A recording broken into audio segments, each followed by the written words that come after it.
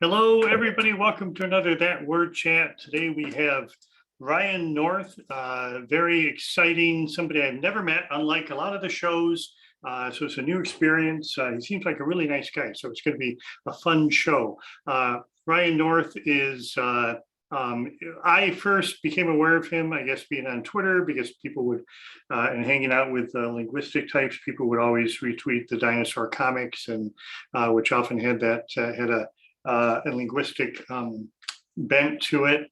So he's well known for Dinosaur comics, but he's kind of a Renaissance guy. So he's done a couple of some cool, interesting nonfiction books. His latest, How to Take Over the World. So we're going to ask him about that, and his I believe on his business card now is supervillain consultant. We'll ask about that. He's done some graphic novelization. This one of Slaughterhouse-Five, Kurt Vonnegut's book, a choose your own adventure path, Romeo and Juliet, so you can tell the story yourself, decide how you want it to end. I'm going to ask him how many endings there are to Romeo and Juliet. And then, I think was there anything else? Let's see. He does the Squirrel Girl. That was a pretty great sample. Yeah. I forgot Squirrel Girl. Yeah. So for Marvel Comics, he writes Squirrel Girl, superhero. So anyway, Ryan, thank you for coming. It's great to meet you. Thank you for having me. Great to be here. Yeah. All right. So let's start out with this title, supervillain consultant. It's a little bit ambiguous. So are you a supervillain who consults, or are you a consultant to supervillains? Why not both? .gif, I think. The fun of How to Take Over the World was that I have written all these Marvel comics about villains trying to take over the world. And the fun sort of conceit is, well, what if we could do this? What would you need to pull off these plots in the real world without any magical science, without any shrink rays or Pym particles? Like, how could we actually do this? And then you use that. The secret behind the book is that it's a lens to view science and technology. I wrote a previous book called How to Invent Everything, where the premise was you've been sent back in time and your time machine is broken down in the past. Well done, well timed, Mark. And because your time machine was broken, you open it to repair guide, and the repair guide says time machines are the most complicated machines ever built.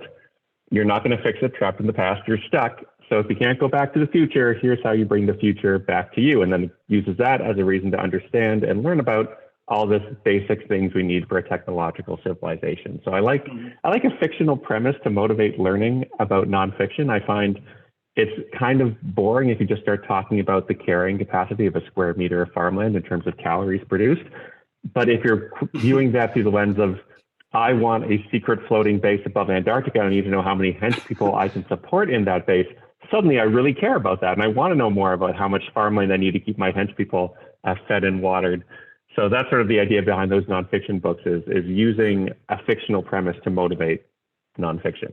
Right. And it's all interestingly science-based, but so the How to Take Over the World, we'll talk about that more, but this one, I'll tell you what I loved about this book is that I had no idea what I was getting myself into. So this the is Ryan like, North experience. Yeah. So I mean, as you say, it starts out as this time machine thing. I think, oh, that's kind of fun. This is cool. And then I realized the whole book is, then it just says, this is like the whole time machine experience. This is the repair guide, basically is this, or not the repair guide, but the guide to reinventing civilization. And it goes through, I mean, I can't think of any major things you've missed, but it goes through how to invent everything. I mean, how to invent music, how to invent, you mentioned cows, how do you domesticate Farming, a cow, and what do you do with it? Domestication, farming. So internal combustion engines, computers. So, and it's I guess I'm just gushing now. I'm so impressed with it.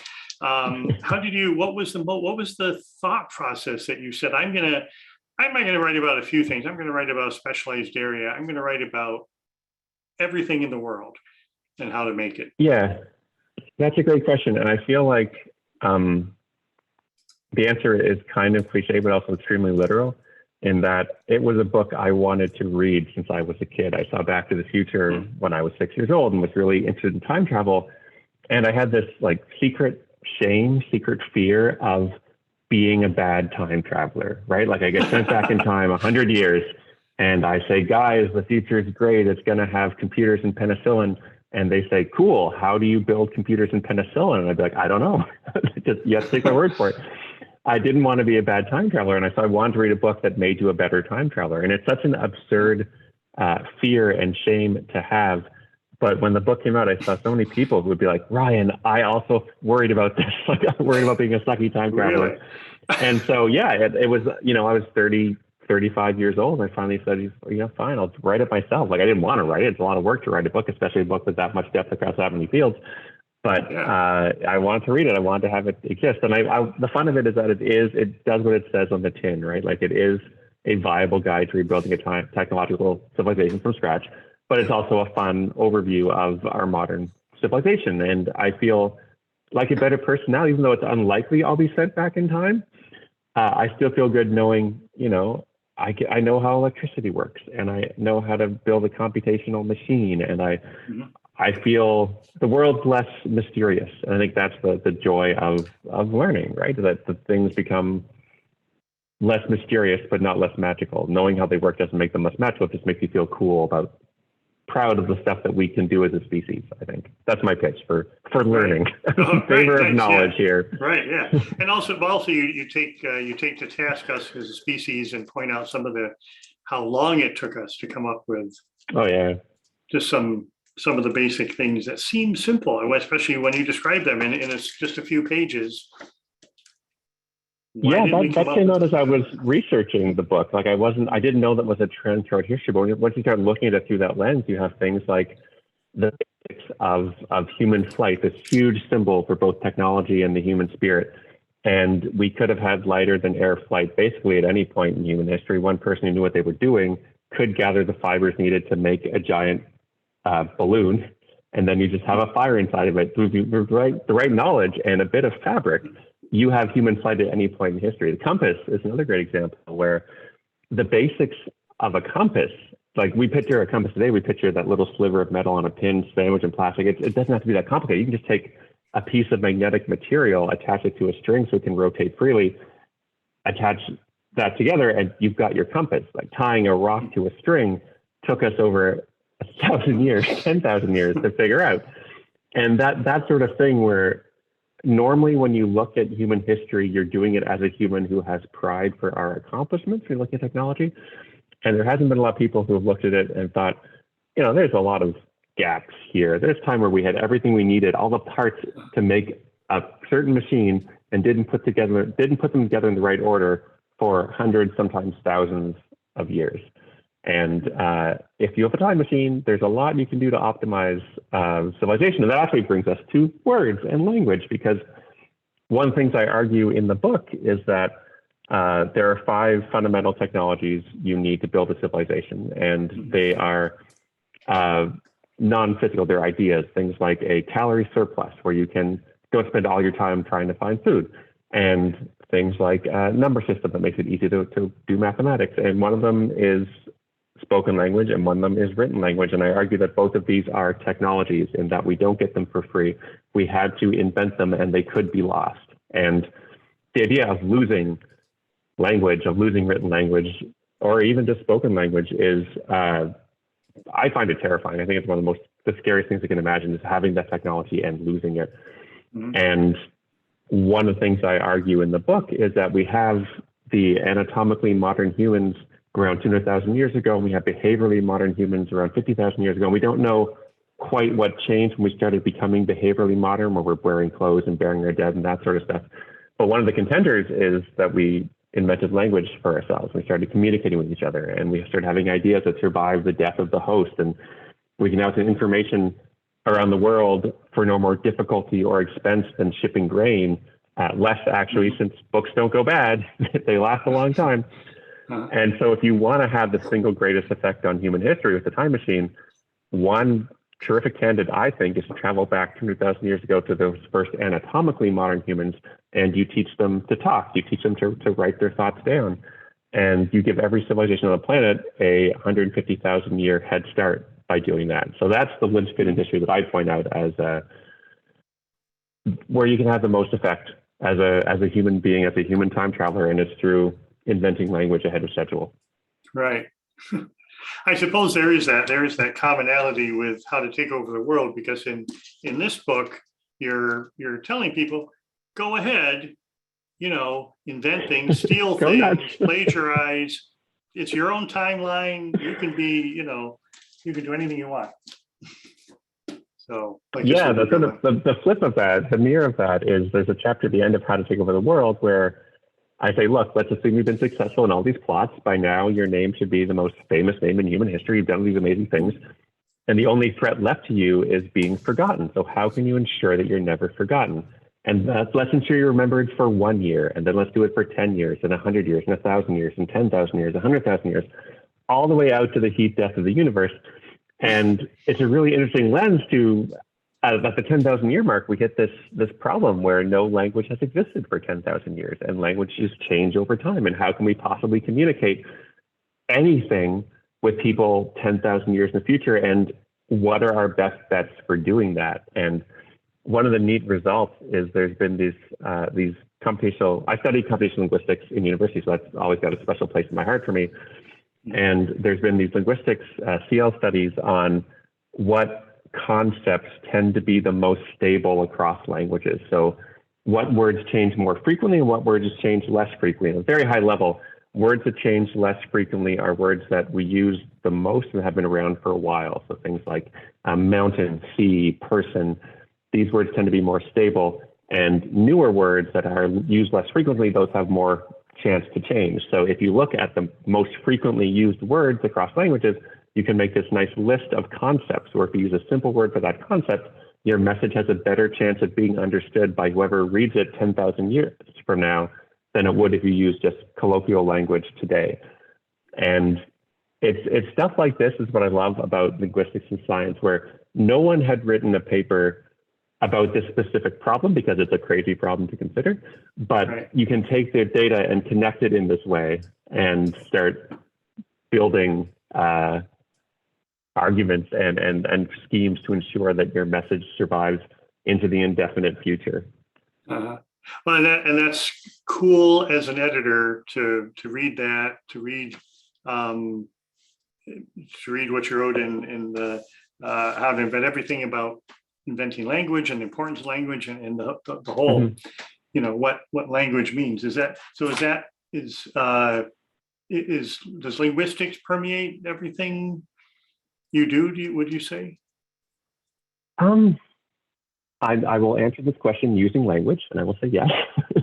But what I love about language, and the same with computational linguistics, is that the deeper you get into it, the more you start answering and discovering questions about human nature itself, right? Like when I was in grad school, one of my colleagues was working on early language acquisition and trying to simulate that with a computer. So if we assume a baby starts without language and learns a language simply by seeing it spoken around her, can we have a computer do that the same way? And what do we need and what things can we prove about this process? And one of the interesting results she found was that if you only give positive feedback, you only tell the computer when it's right and don't correct its mistakes, it's so much harder for that computer to try to build a model of language that's correct to what's actually being spoken around them. And that, to me, she said this to me so casually, I'm like, that's a really neat result, that like if you only give commendations and not corrections, you're not setting up the person for success if they're trying to learn the language. And maybe it narrowly applies to computers in a environment, and maybe it has more applications to children learning languages. But the idea that when you start to sort of tease apart this linguistics result, you're teasing apart human nature, I think is really cool, because it's very hard for me to separate linguistics and thought. I've tried to think without words. I find it really hard. Right. Yeah, I think the most success I've had is like trying to imagine pornography, and I can do that with pictures. But beyond that, any more complex concepts, I kind of need words for it. You can, yeah, you always revert back to the words in your head. Yeah. So your master's was 2005. I've read your thesis. Yes. That's a lie. Really? I really haven't read. No, I haven't really read your thesis. Okay. I skimmed your thesis. I skimmed your thesis. I read the abstract. Yeah. Yes, and thought no, and I noticed, and I did have one question about your thesis. At the bottom of page 3, there's a dinosaur with a beach ball from Dinosaur comics. Is that something that you was that in the original? Did you turn that in that way? And yeah, I did. I wiped my brow there because when someone says I have a question for your thesis, I hear I have a question for something you did 20 years ago. And now you said the bottom page, like, oh my God, he thinks I have every page memorized. I don't have every page memorized. But that was not the case. So yes, I started Dinosaur Comics in 2003, my last year of undergrad, and kept it up all the way through grad school. And I will say that I was perhaps not as good a grad student as I could have been, because I was being a cartoonist in my spare time throughout all of it. But I put T-Rex there in the version I submitted, because I wanted to sort of give a reference to the other part of my life. I love this idea, and this is kind of a sidetrack, but I love this idea of being a complete person. And I struggled with a lot in high school, becoming an adult, because I loved computers and I loved studying computers, but I also loved the humanities. And at the time, it felt like those were two completely different things. And then in undergrad, I studied computer science, honors program, but I also minored in film studies. And I loved that I could do something so completely unrelated, but bring them together in this weird degree at the end. And so I wanted to have T-Rex there in the thesis together. So it was a complete sort of, this is the Ryan North experience, or whatever I was calling it. So yeah, that's why there's a cartoon clip art dinosaur in the middle of my master, in the front 3 pages into my master's thesis. That is not referenced anywhere else. So it was 2003 that you started Dinosaur Comics. So I've got a challenging question for you. Is it really a comic strip if it's the same images over and over and over?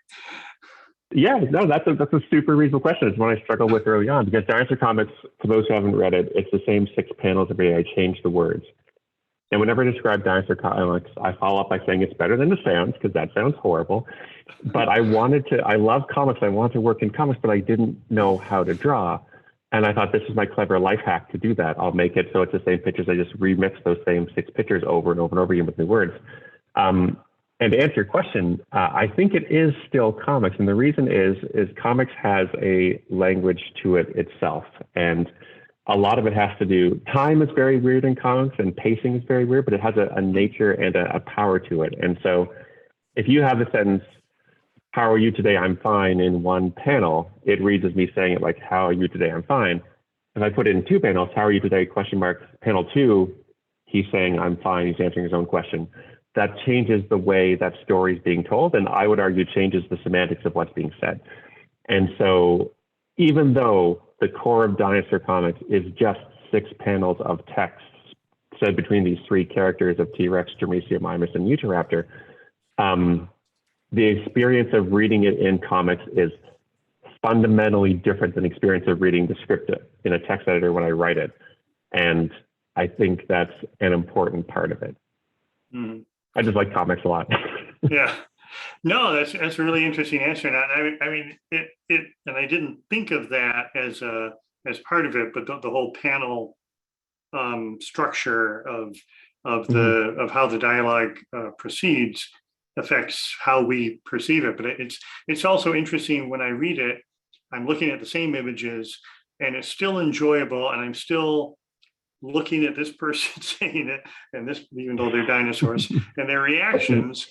And it's like I'm reading a new comic every time, which I am, but it's interesting psychologically that I don't, that I guess I don't get tired of it. That's what I'm shooting for. I'll tell you a funny story. My friend had just started a new job. This was when I started Dinosaur Comics. It was like 2003, 2004. She started a new job at a grocery store, and they had a break room with a shared computer everyone can use because it was 2003, 2004. And so on her lunch break, she would read my comic and usually laugh at it and then do something else, go on about her day. And after a couple of weeks, one of her coworkers pulled her aside and she was like, everyone's wondering why you read the same comic every day and laugh at it. You can see over your shoulder, what is going on?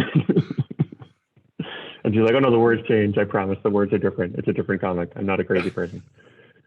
All right, I imagine we have lots of questions from the room. I know we have a couple already. If anybody wants has a question for Ryan North, ask it in the room. We'll get you to unmute and ask it in the Zoom room. So Heather, what do we have up? First up, we have a question from Amy. Amy, if you want to unmute, go ahead and ask. If not, we can read it out loud. We can have Mark read it out loud. I just want to say I love the shirt there. That's very cool, Heather.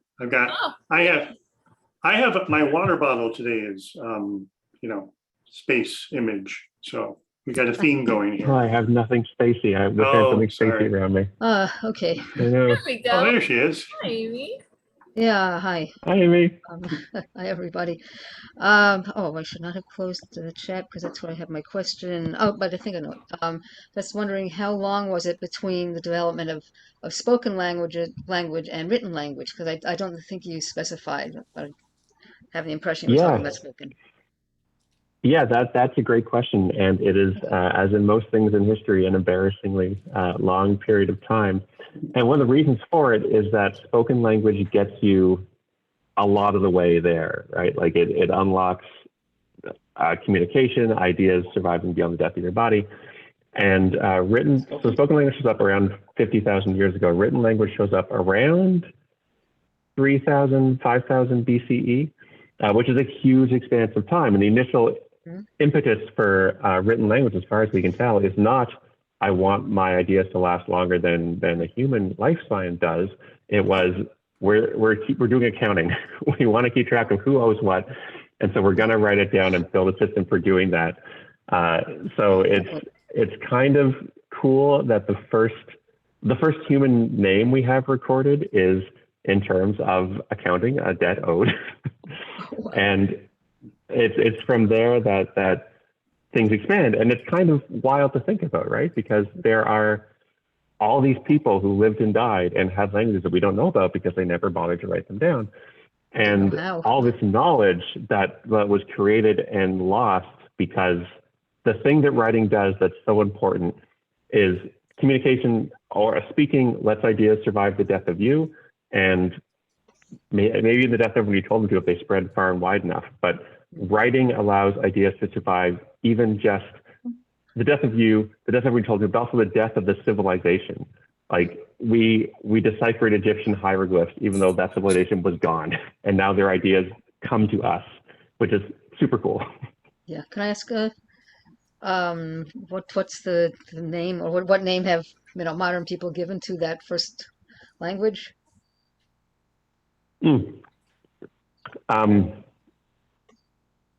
Yes, it's escaping me off the top of my head. It's Proto something, maybe? I'll have to look it up. I'll have to look it up. I'm sorry, so that's off the top of my head. I just want to know if I could. But it definitely has a name. I have it in a book here too. I'll find That's it the other later. problem If with anyone written knows, language. drop it in the chat. Yeah, fine. exactly. Yeah. Thanks, Amy. Thank Gonna put you. in the hot seat, Ryan. Yeah. So we did have another question from the room. This was from Rachel. Rachel, if you want to unmute and ask. Hi, so I was wondering, I know that in Squirrel Girl, there's a ton of footnotes, which I absolutely love. I love footnotes. And I'm just wondering if you developed your love of footnotes from reading, if there were other authors who used a lot of footnotes, and that's how you developed your style. Yeah, Rachel, that's a great question. And funny story for How to Take Over the World, I submitted the book And my editor wrote back and she said, there are 365 footnotes in this draft. I would say too many footnotes. Can you get it down to 100? And so I cut it down to, I think, 175. And I said, in How to Embed Everything, which you also edited, that was the number of footnotes. So it's allowed. But yeah, it actually comes, I love footnotes. I love the aside. I find it's a really useful thing for getting in a cool little fact or a little joke. But the origin of it actually came from the internet. For Dinosaur comics, I would have, if you hover your mouse over the image, there's a secret joke there, a little surprise extra bonus punchline. And in Squirrel Girl, that's the feeling I was trying to capture, because comics is a not inexpensive hobby, as you know. And I love the idea of literally trying to cram jokes in the margin there. And then for when I'm working in prose, it's the same sort of idea. I like the aside. It feels like an extra bonus. Like most books don't have this many footnotes in them, and this book does. And if on Team Footnote, that is a intrinsic good. So I try to put them in. But yeah, I also I love authors of footnotes. I read a lot of authors of footnotes. But the initial origin was, how do I capture this sense of a secret bonus, putting it in print? So the little text at the bottom of the panels in Squirrel Girl is where that comes from. So you mentioned the hover over, and that made me think of XKCD and Randall Munroe, whose name comes up. I mean, he's, endorses books, and I think I saw him in, in the Romeo and Juliet. He did a drawing for the Romeo and Juliet book. So is that your buds? Was that an inspiration? Was it something that just? So the inspiration for the hover thing was actually from a comic called Achewood, which predates both me and Randy. And then I did Dinosaur Comics and he started XKC. We're all sort of riffing on the same Achewood thing. But it's funny. Sorry, I've just completely blanked what the question was. Okay. Oh, I don't know. I knew it was funny, had a question. But then I'm like, what is funny? I've forgotten what's funny. Well, I'm just wondering about Randall Munroe. Because, I mean, it's not just that his name shows up. Oh, yes. Sorry. It's the same. That reminded me. Yeah. Yeah, that reminded me of what's funny. Okay. So starting on webcomics, I had this thing where you read a lot of comics, and I would start to meet the authors of this comic. And this is before we invented the word parasocial to describe that sort of relationship where you feel like you know someone because you've seen their work. And it's clearly more the person than that. But I had this thing where I was like, I love this person's comic. And now I've met them and I really like them a lot too. And I had some mini crisis where I was like, do I like them or do I just like their comics so much that it's spilling over into me thinking I like them? But Randy and I have been friends for like 20 years. So I think we do actually like each other now. I'm confident that we do like each other as people and not just we like each other's comics a whole lot that we got confused. All right. That's good. That's fair enough. So how to invent everything. I'm curious to know. I mean, like I said, I didn't really sit down for a long time and think what's missing from here, but what's missing from here? Did you get this done and published? And people said, well, what about toothpicks or razor blades? Yeah. Are they in here? I don't know. There's no weapons in there. That was an intentional choice, but also a lot of things in technology could easily be made weapons. Like a lot of things can blow up if you use them the wrong way. So if you want to build a weapon civilization, you can do it. One thing that didn't fit in How to Embed Everything was chlorinated water, because you can boil water to make it relatively safe from any biological contaminants. But there's a very small window between the chlorine being too low so that it doesn't work and the chlorine being too high so that it's bad to drink. And I couldn't come up with a way to make that reliable with the technology available in the book that I could reasonably invent. So I had to, with regret, leave out chlorinated water. And in How to Take Over the World, one of the schemes that's not included was actually because it was too easy. I was looking into what it would cost to throw your enemies into the sun, because that seems like a great supervillain plot. That's easy. And it turns out it's easy because NASA has done the Parker Solar Probe, and the Parker Solar Probe is basically a launch from Earth that uses flybys by flybys of Venus to slow it down every time, which gets it closer and closer to the sun. And that's basically the problem solved, right? It's easier for us because we don't need to do any science. We don't care if a solar flare destroys it because we're trying to launch our enemies there. And we don't necessarily want to keep our enemy alive the whole time. We're just launching a corpse into the sun to get rid of it. And so the trajectory is done. The science is done. The expense is cheaper than what the Parker Solar Space Probe costs because we aren't doing any science. And it was actually ludicrously easy if you have the money and the resources to launch your enemies in the sun. There wasn't anything that was a hard problem that spun out of it like there were in the other issues. Like I'm talking about building a giant floating base or cloning dinosaurs or, digging a hole to the Earth's core. A lot of cool stuff spins out of that. But the throwing enemies to the sun is pretty much the solved problem thanks to NASA. And you can just follow their instructions and do it.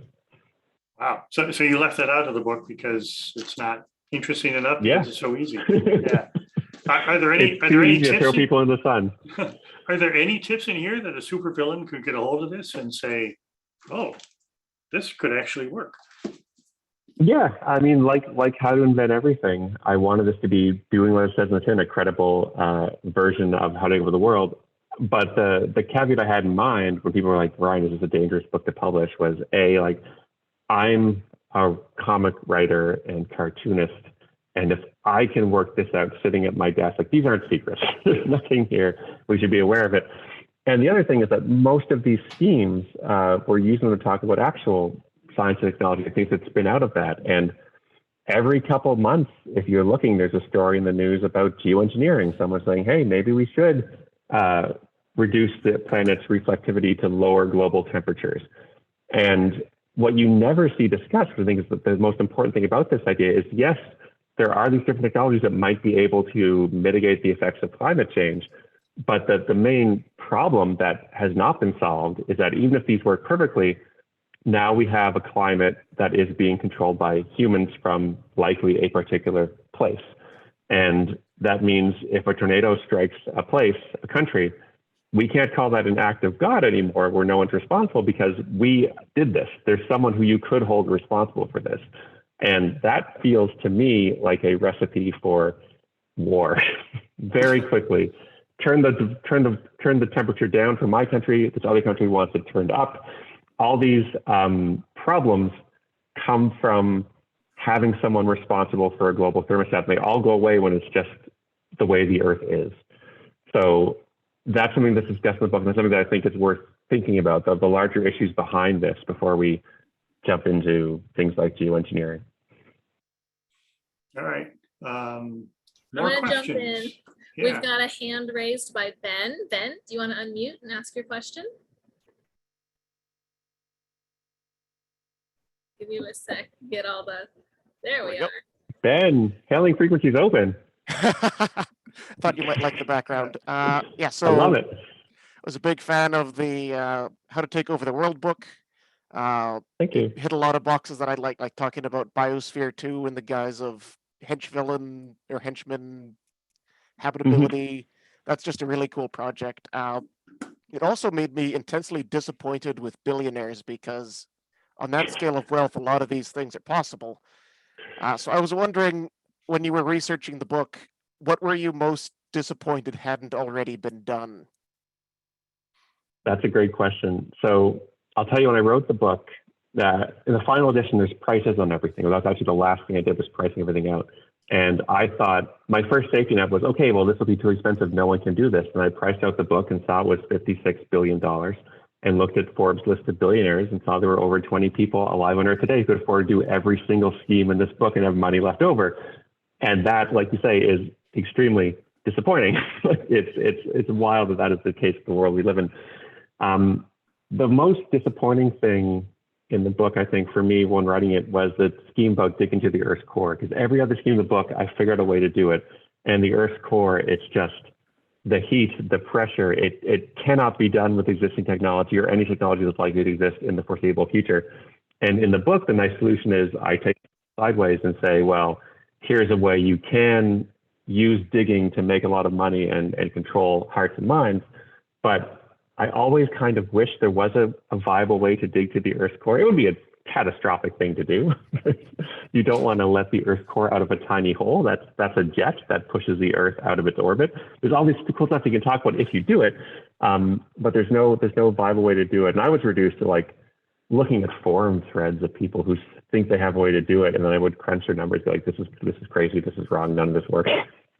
So I'm disappointed, but also secretly relieved that there is no way that anyone can dig a hole to the Earth's core and cause problems, or to hold all the gold there hostage. Whatever you want to do with the Earth's core, there's not a lot of good things that come out of an individual having access to it, in my opinion. Awesome. Thanks, Ben. That was a great question. All right, so I've got one actually. Do you have like a favorite word fact? One of the pieces I edited forever ago was about tires, and I learned that a part of the inner layer of your tire is called the carcass. And I'm like, everyone's just driving around on carcasses all day. And it was just the most interesting word fact that I held on to. So wonder if you had a word fact that you love. Oh, that's such a good question. I wish I had like a really good answer for it. We're going to finish this. I'm going to sit up straight in bed at 2 in the morning. Be like, I should have mentioned X, Y, and Z. The thing that's coming to mind, it's less of a word fact than just a word I like, is callipygian, because I love that we have a word exclusively to mean shapely buttocks.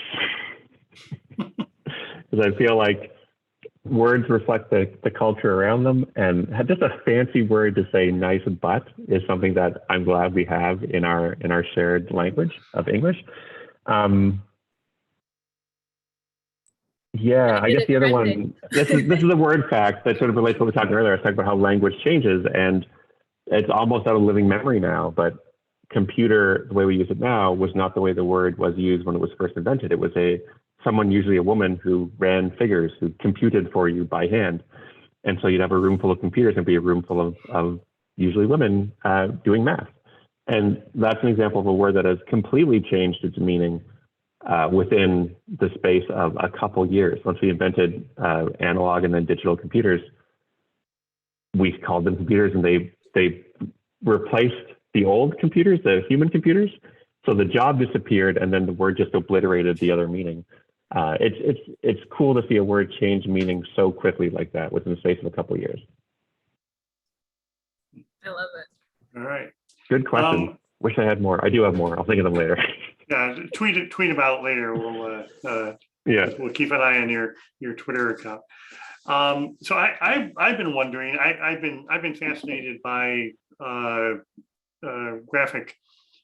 You talked about the specification of the comic format, and I've seen, jobs. I'm a freelancer, so I'll edit whatever I get my hands on, and I've seen jobs for editing graphic novels, which I've never done, but I'm interested in the process of that. So you've done the graphic novels, you've done the Marvel comic strip, the literature that is based graphic novels, and then these nonfiction books.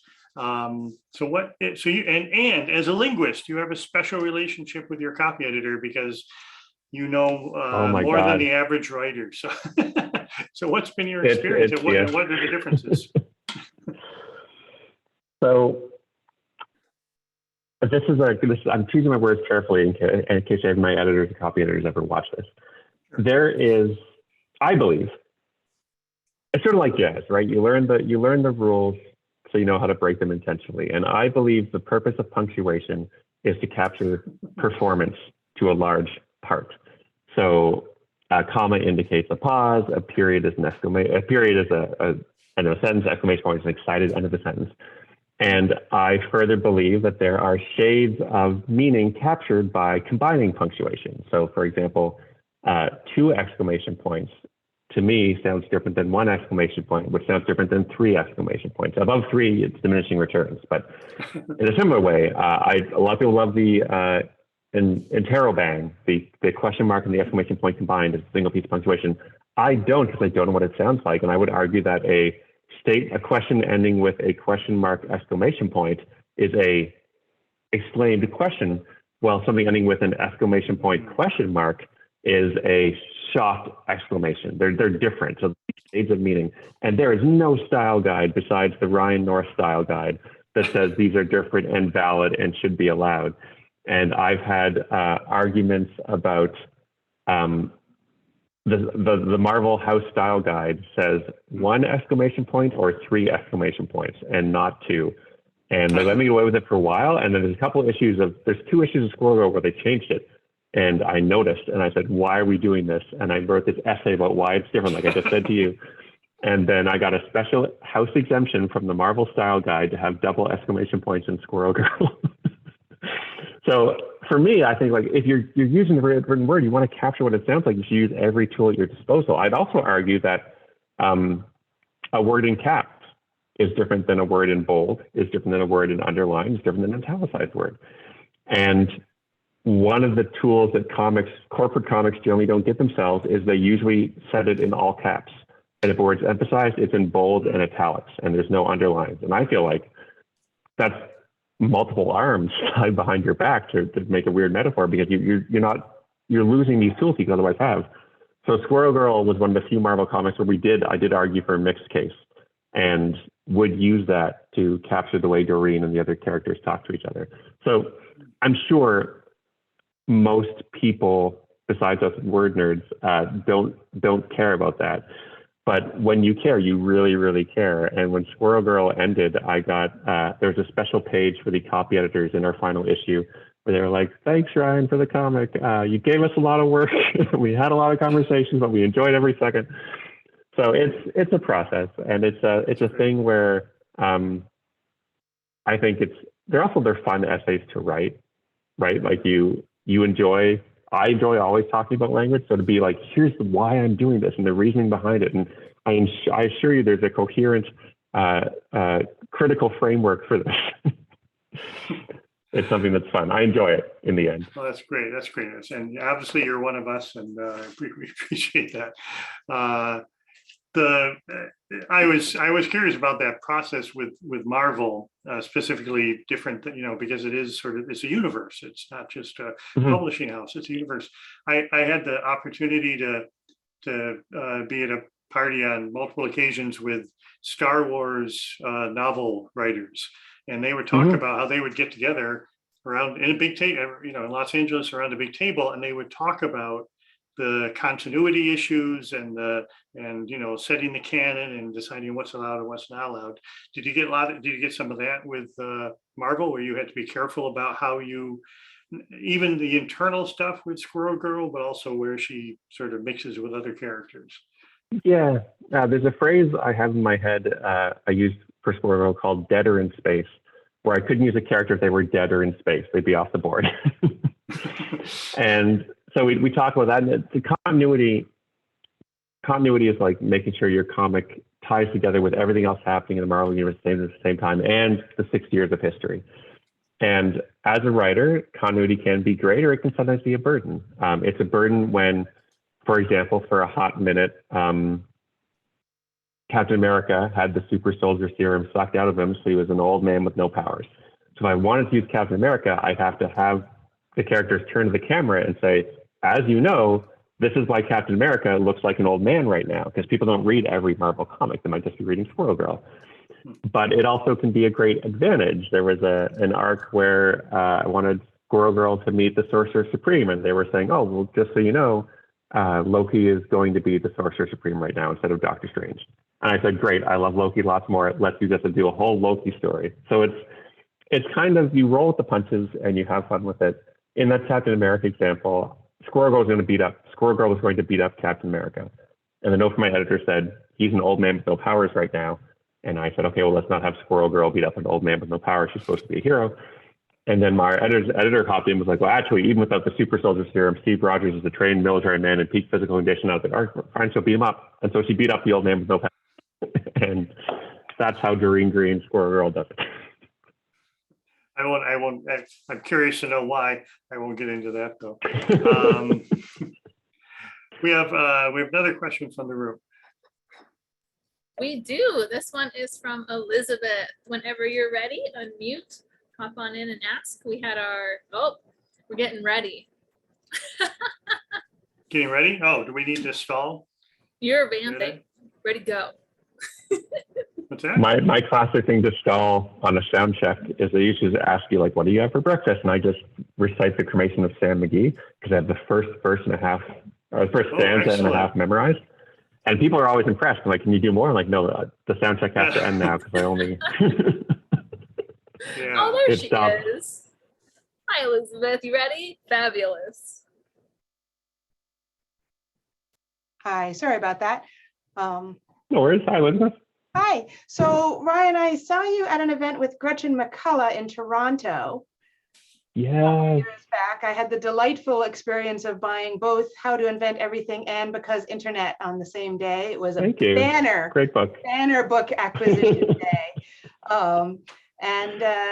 Yeah, that made me wonder. It seemed like you guys knew each other. Did you were you in studying linguistics at the same program? And that made me think, these are two cool languagey Canadians with big online presences. And I wondered, is that like the first step in taking over the world? Is that you take over Canadian linguistics with a good, You can't just sidekick tell or everyone this something? secret. Yeah, it seemed like a Elizabeth, pretty it should be a powerful surprise. combination. Yeah, it's fun because one of the things about doing what we do, which is basically freelance writing, you're doing stuff online, you're building your own space, is that you get to meet these people who are adjacent to you. And if you're lucky, in my case, I've been very lucky, you get to become friends and you hang out and you have these relationships. And I remember there was Toronto Comics Art Festival, and all these cartoonists come to Toronto. And I had a party at my house with all my Toronto cartoonist friends. And people were like, how do you all know each other? How does everyone on the internet know each other? I was like, oh no, there's just a bunch of people who work in a similar field and we're friends. But it made me realize like I had this house full of cartoonists that I love and respect.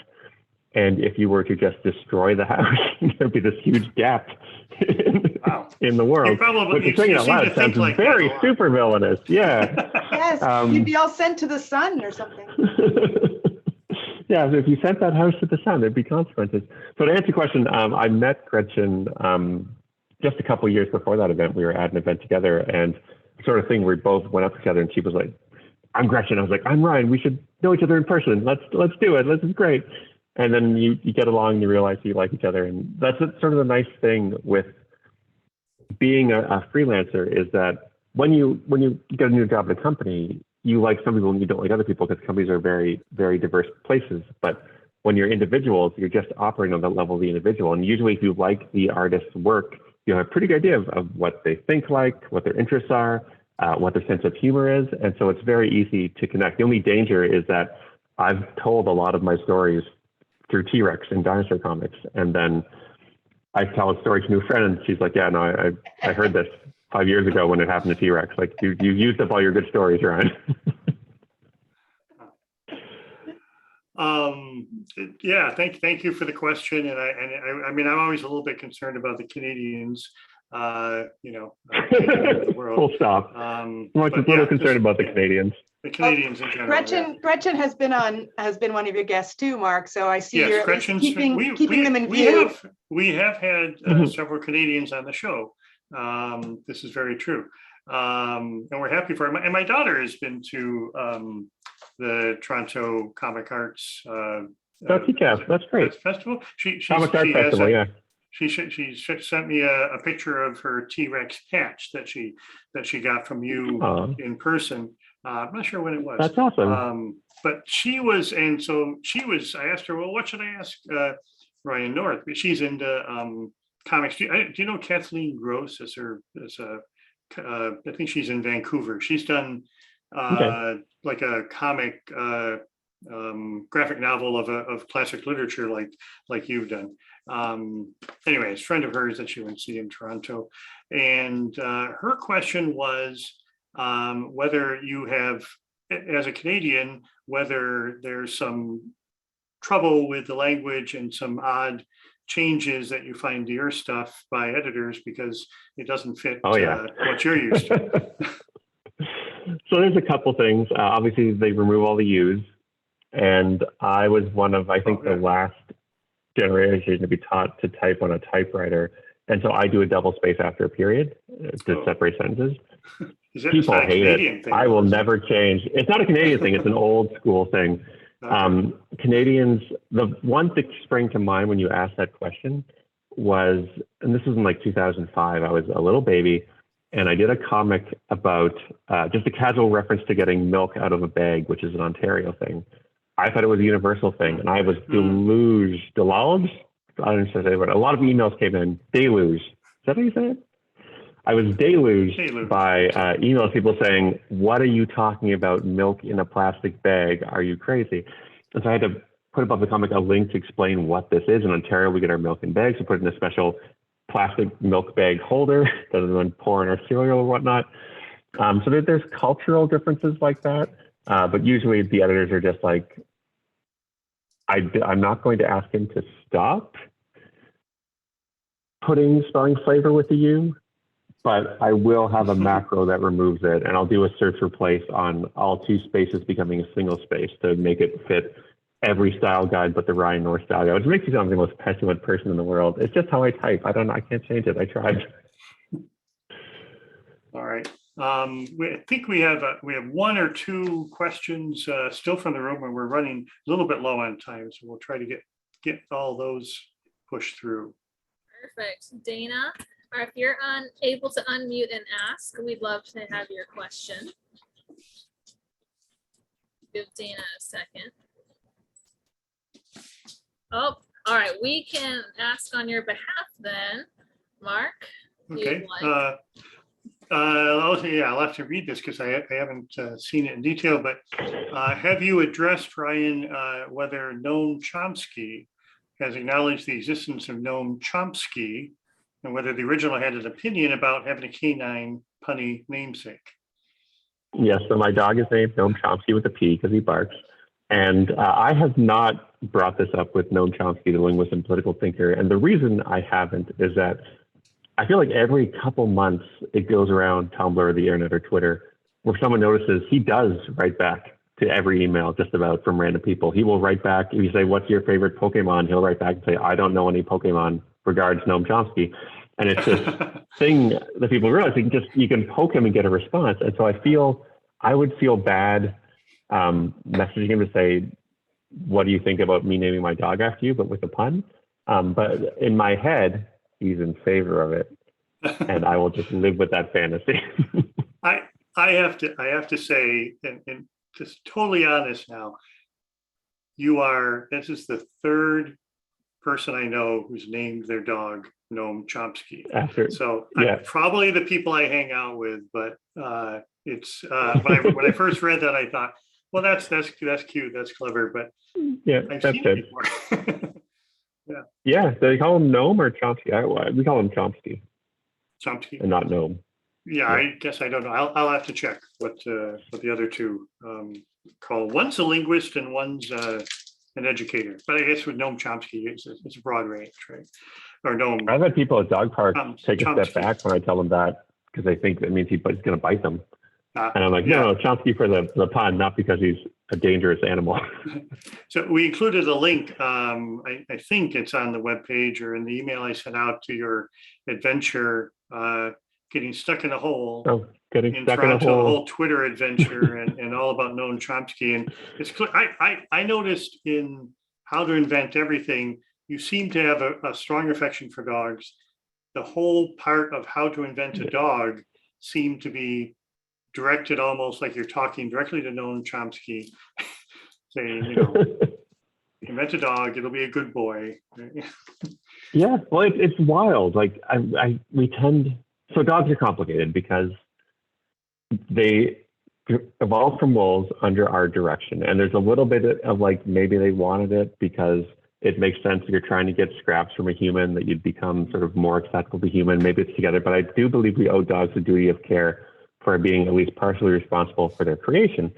But also the fact we could turn wolves into dogs is just wild. Like that is a huge success for selective breeding and directed evolution.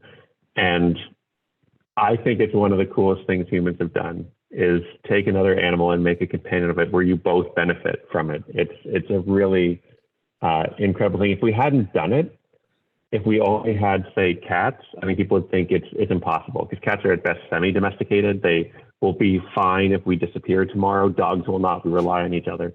And it's a huge thing that we've done that I feel gets almost overlooked because it's so natural to us. But we made dogs from wolves. Like, what is that? That's wild. Well, and that's any case you thought I was joking when I said, how to invent a dog. It's in here. Everything is in here. And you demonstrate fairly easily how a dog can be bred from a wolf and over so many generations. And you cite 30 years, you could do it. Yeah. So terrific. We're running out of time. I've got through most of the questions I have. I think Heather had one more thing, which is a great question to throw out, and maybe we'll wrap up with that. Yeah, what was the experience like, quote unquote, translating a classic novel into a graphic novel with Slaughterhouse-5? Yeah, that's a great question, Heather. Thank you. So, absolutely terrifying because I was and am a huge fan of Kurt Vonnegut, and Slaughterhouse-5 is usually said to be his greatest work. And you don't want to be the person who screws up Vonnegut. Like, I don't want to make a bad version of Slaughterhouse-5. And so it was scary, but it was also what I imagined was I was a comics editor and I commissioned Kurt Vonnegut to write a graphic novel called Slaughterhouse-5. And he had turned in this manuscript, which was not a comic. So I had to make it into a comic and fix it. And a lot of it, my goal with the project was if you had somehow never heard of Slaughterhouse-5 and never heard of Kurt Vonnegut and picked up this book, you wouldn't say, oh, wow, what a great adaptation of a classic novel. You'd say, cool, that was a cool comic. Like, I wanted to feel like it was indigenous to the medium. And so I did all the tricks I could so I could do things that you can only do in comics to make the story sing. And in retrospect, it was a great one to do because Slaughterhouse-5 does jump around in time. And he talks about the way these Charles Amadorians experience time as a bunch of moments seen all at once, which taken together make a beautiful moving image of life. And like, sorry, that's a comic. That's a 2-page spread. You open the page and you see all the images at once, and then you go through them and form a story out of it. So there was this really lucky and beautiful intersection of form and content when we put it into a graphic novel that made it feel like it was at home in the medium. And there was a couple things where Kurt pranked me. He does this thing in prose where he describes the conversation and just tells you how you should feel about it. And it works great in prose, but I can't have this climactic moment with Derby giving this beautiful speech about the value of democracy and freedom and not have him tell you that. That doesn't work in comics. It works in prose. And so I had to invent it and write that speech for him, taking what I could from the book. And it was great because normally when you read Vonnegut, you get Kurt Vonnegut disease and everything you write sounds like Kurt Vonnegut. You have to fight that.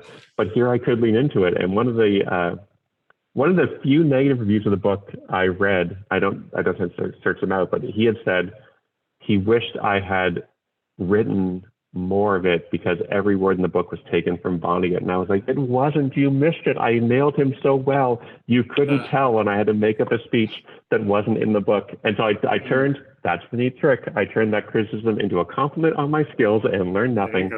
And that's what you do. Yeah, terrific. Yeah, it was fun and it was challenging. Yeah, it's like you've got a film background. This is must be a lot like making a movie where you've got, you're telling a story in a different medium. You've got to tell it differently in some ways. Yeah. What are the images you can pick out? How can I tell this without words? What are the ways I can make this not be prose? Like, I don't want an illustrated book. I want a comic, and there's a difference. Right. So it was terrifying, but a lot of fun. And I was really pleased with how it turned out. And Albert Montes, the artist, did an incredible job on it. If you haven't read Slaughterhouse-5, I'd recommend it. And if you have, and you're like, maybe I'd like to revisit it, but I want to read the whole book, I'd recommend it's cool. It's neat to see it through a different lens, I think. And normally, absolutely, I do not talk about my own work this way because I'm Canadian and I'm humble and there's a little bit of everything there. But because the graphic novel, I didn't draw it. I didn't even write it. I adapted. I had one little finger on the wheel there. I can talk about this work. And someone says Slaughterhouse-5, the graphic novel, is so cool. I'm like, isn't it? Isn't it neat? Isn't it cool? So it doesn't feel like I'm talking about myself. It feels like I'm talking about Kurt Vonnegut and Albert Montes. So that's why I'm being not humble about this, because I don't really feel like I'm talking about myself. I'm talking about my buddy Kurt, who luckily, I guess, it's weird because he wasn't around to read it and give me notes. So I had to sort of assume what he would do with things, which is always an interesting place to be with. Yeah. Yeah. Well, thanks so much for the past hour. That's been really fascinating. I mean, it's been eclectic because you are eclectic. You've got all these great works in different mediums, and appreciate everybody being here. Fun show. We'll be back with another one September 6th, the day after Labor Day. So, be sure to put it on your calendars and come back. And thanks very much. We'll see you then. Thanks for having me. And if you have a question that I didn't get to, drop me an email. I'll be happy to answer it there. Great. Thank you.